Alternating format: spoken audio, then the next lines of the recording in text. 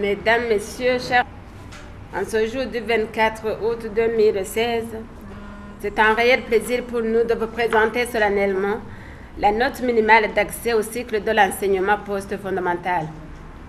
Comme vous le savez, en date du 8 au 10 juin 2016, a eu lieu le concours national de certification et d'orientation à l'enseignement post-fondamental. 2 cohortes étaient concernées, 91 682 élèves de 9e fondamental et 118 617 élèves de 10e année du collège. Le concours s'est déroulé sans encombre sur tout le territoire national.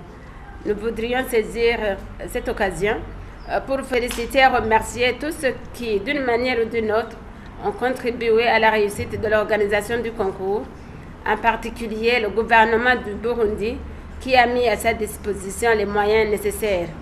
Permettez-nous de rappeler aussi que seule la note obtenue au concours national de certification et d'orientation déterminera la réussite pour avancer à l'enseignement post-fondamental, compte tenu de la capacité d'accueil des différentes filières disponibles. Au vu du nombre d'élèves récipiendaires qui ont passé le concours, qui s'élève à 210 299, pendant que le nombre de salles de classe disponibles au poste fondamental n'est que de 2236, et considérant que la détermination de la note minimale de réussite doit tenir en compte la capacité d'accueil dans les différentes filières, dans le souci d'assurer aux lauréats des conditions d'apprentissage optimales, le gouvernement a fixé le taux de passage du fondamental au poste fondamental à 60% de récipiendaires. Sur base de cette orientation gouvernementale, le ministère a pu alors déterminer la note minimale requise pour accéder à l'enseignement post-fondamental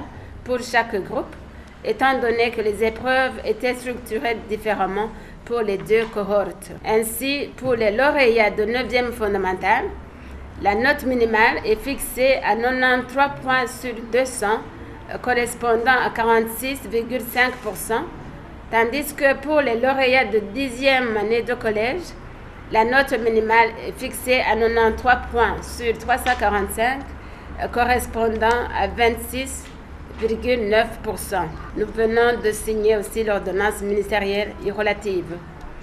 Cette disposition nous permet donc de faire avancer 60% des candidats, soit environ 130 000 lauréats, conformément à la recommandation du gouvernement.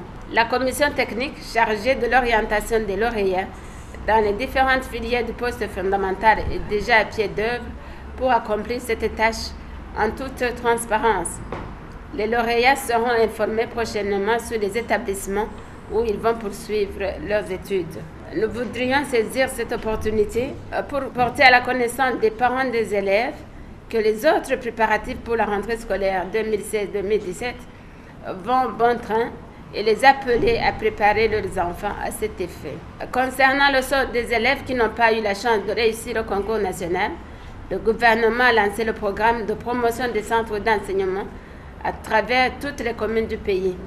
Ceci constitue une opportunité à saisir car l'importance des métiers dans le développement du pays n'est plus à démontrer.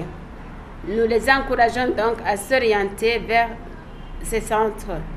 Le gouvernement a pris un engagement ferme de les appuyer significativement afin de les dynamiser. Vive l'éducation de qualité, nous vous remercions.